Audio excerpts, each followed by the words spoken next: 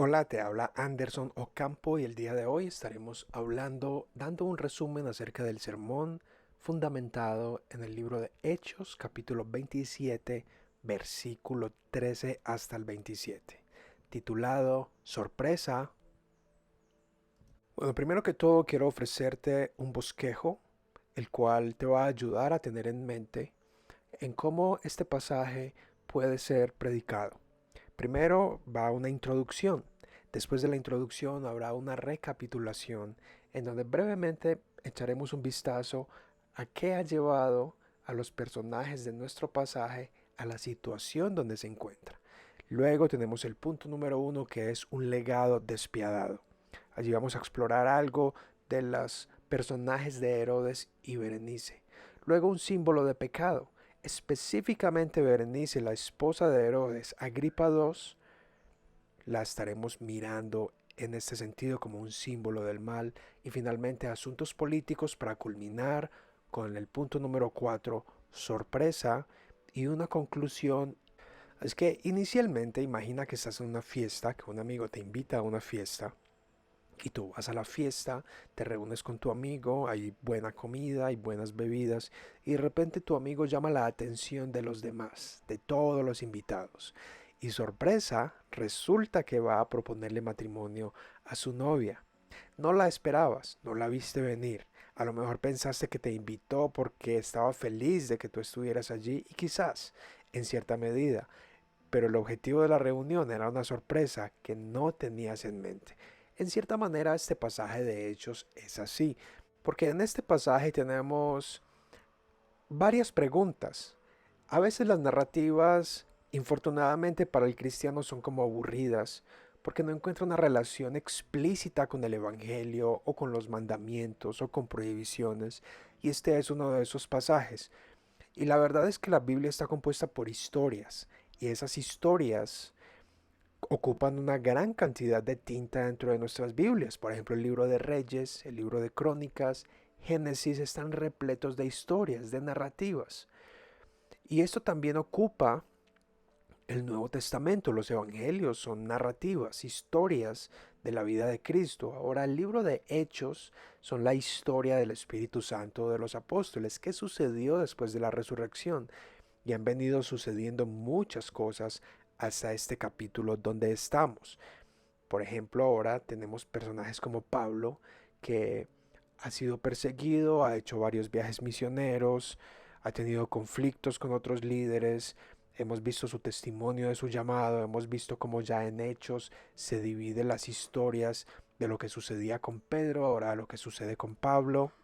Todo eso tiene un gran impacto, porque creemos que el Espíritu Santo utilizó a San Lucas para escribir el libro de Hechos, y sabemos que Lucas a este punto fue un compañero misionero de Pablo, en otras palabras, fue un asociado de Pablo en sus misiones, así que era alguien que conocía muy bien la teología de Pablo, vivió de primera mano muchas experiencias con San Pablo, y por eso este pasaje es tan importante, que nosotros entendamos realmente las narrativas.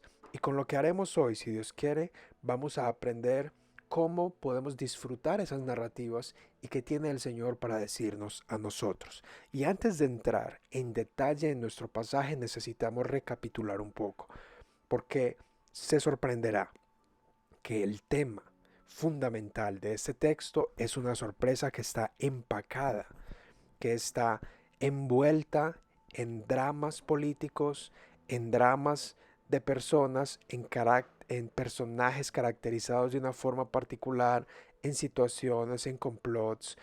El tema principal es la resurrección, es decir, la resurrección de Cristo es el tema focal del Evangelio. El mismo Pablo en 1 Corintios 15 enfatiza la resurrección como aquello sobre lo cual se desmorona o se edifica el Evangelio. Si usted y yo no creemos en la resurrección, entonces somos los más miserables de todos, porque Cristo es el primero que resucitó y luego todos sus redimidos van a resucitar. Pero vamos a ver cómo se desenvuelve esto y cómo el personaje de Pablo es uno de los personajes principales en esta historia, y vale la pena recalcar que sí, Dios es el personaje principal siempre. Sin embargo, a nivel narrativo podemos extraer y disecar las historias con sus personajes secundarios, principales y extras, muy similar a una película. Entonces lo primero que haremos es repasar y el repaso comienza desde el capítulo 21, que brevemente vamos a hacer solo alusión a algunos versículos para poder comprender la historia que tenemos delante de nosotros. Primero, en el capítulo 21, Pablo regresa a Jerusalén después de un viaje misionero. Está lleno de emoción, pero su emoción no dura. El por qué él le reporta a los otros apóstoles lo que el Señor está haciendo con él, como Dios le está usando, y sin embargo se da cuenta que hay unos rumores acerca de él, de sus enseñanzas, lo cual hace que él no pueda ser el mismo dentro de Jerusalén que tanto ama. Es obligado a llevar un bajo perfil y eventualmente los versículos 31 en adelante los judíos lo quieren matar, lo capturan. ¿Y por qué razón? Es por la resurrección, porque él habla de Cristo, de la resurrección, su testimonio de la resurrección. Eventualmente estos judíos lo hacen encadenar, justo como el profeta Agabo anunció en los versículos 27 al 35. Agabo le anunció que Pablo sería encadenado. Y es precisamente lo que Lucas resalta acá y hace esa conexión, esas cadenas. Ahora Pablo está encadenado y es llevado por el gobernador, el líder de la policía, por así decirlo, y, y es rechazado por los judíos. ¿Pero por qué razón? De nuevo en el capítulo 22, él tiene la oportunidad de defenderse. Ya que es ciudadano romano, tiene la oportunidad de defenderse y lo hace en la propia lengua judía. Habla de la resurrección, pero es rechazado. Allí hay una gran división porque están los fariseos y los saduceos, esos personajes que se ven tanto de los evangelios, en particular los saduceos como los naturalistas de la época que niegan la resurrección y que tentaron al Señor haciéndole preguntas hipotéticas. Aquí Pablo inteligentemente los divide, capítulo 23, verso 6, los divide con la resurrección. Él sabía cómo crear división entre estos dos grupos y lo hace para crear confusión en la multitud y en cierta manera salirse de ese problema.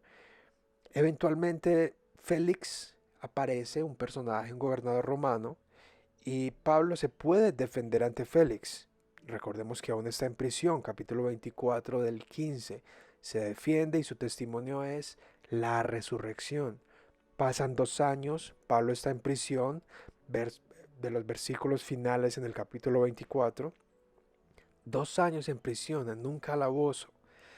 Allí tiene la oportunidad de predicarle a Félix y a su esposa y finalmente puede apelar ante César.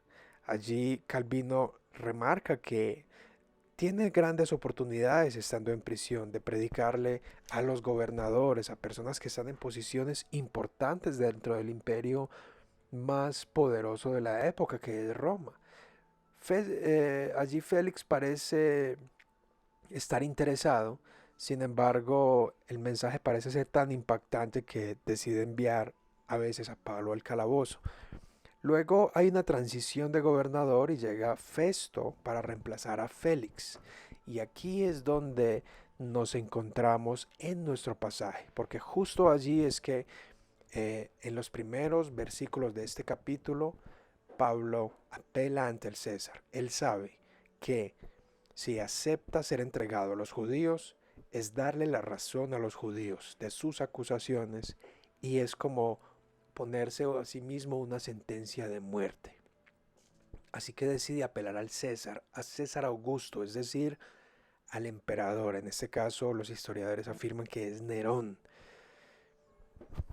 Donde llegamos al primer punto entonces, un legado despiadado, y es que llega Agripa. Este es Agripa II. Hay varios Agripas, es una familia de una dinastía que aparentemente provienen de una mezcla entre judíos y edomitas que da como resultado los idumeos. Es aparente que ellos siempre tuvieron ese conflicto con los judíos y a la vez lo que hacía que permitía, mejor dicho, que Herodes, este Agripa, tuviera cierto conocimiento de las leyes judías. Así que este personaje es infame. Su tío fue el que asesinó a Santiago, en Hechos 12, fue quien encarceló a Pablo y otro familiar suyo fue quien persiguió a Jesucristo siendo un bebé intentándolo asesinar. Así que es una familia llena de sangre en sus manos y con mucha inmoralidad. Allí aparece también en nuestra parte 2 el símbolo de pecado que es Berenice.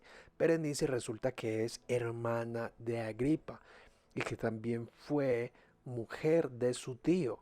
Significa que esta mujer no era muy popular por su castidad, que digamos, sino que era una mujer que representa el pecado en este pasaje. Es un símbolo del pecado que queda pegado, que es como el pegamento de hombres malos.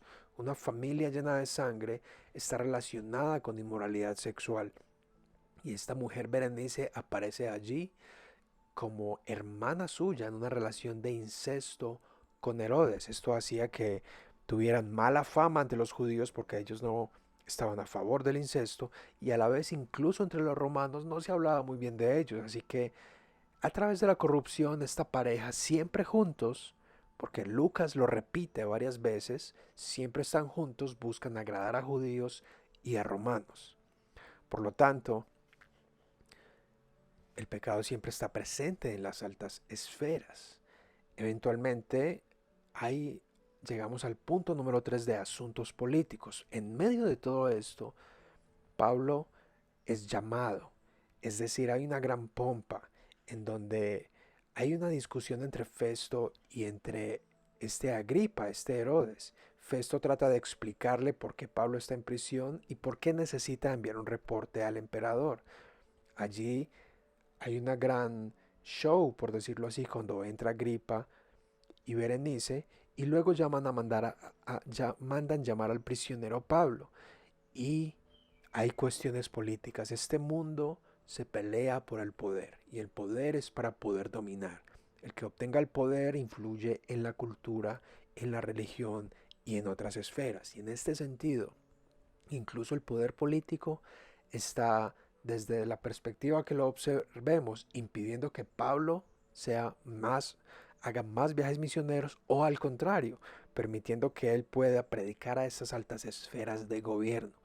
Y en este sentido entonces Pablo se roba el show porque en el capítulo 26 estará relatando su testimonio y cuando la pompa no se la dieron a él, él tendrá la oportunidad de robarse el show. Así que la única razón por la que ellos lo van a escuchar es porque necesitan enviarle un reporte detallado a Nerón y así él poder aceptar la apelación que Pablo hizo. Pero sorpresa, él ha resucitado. Esa es nuestra conclusión. Todo el tema y la razón de por qué Pablo está en prisión y por qué apeló ante el César y por qué los judíos siempre le hicieron oposición, mataron a Cristo, le hicieron oposición a Pablo, él lo relata en Primera Tesalonicenses, en otros pasajes bíblicos, en Apocalipsis se habla de los judíos, es por la resurrección. El mundo no puede aceptar que la resurrección de Cristo sea real y que la resurrección de los creyentes sea real, como también la resurrección de los impíos. Así que no sé tú qué expectativas tienes acá. ¿Qué piensas tú del evangelio? A lo mejor te gusten las misiones, seas un evangelista o apenas estés aprendiendo. Pero si la resurrección es un tema de tus meditaciones, entonces creo que necesitas profundizar o considerar recuperar el aspecto de la resurrección. Entonces así tenemos varios puntos en este pasaje. Primero, el legado despiadado de Herodes, el símbolo de pecado de Berenice, los asuntos políticos para poder que Pablo apele ante el César y luego sea considerado ese su cuarto viaje misionero.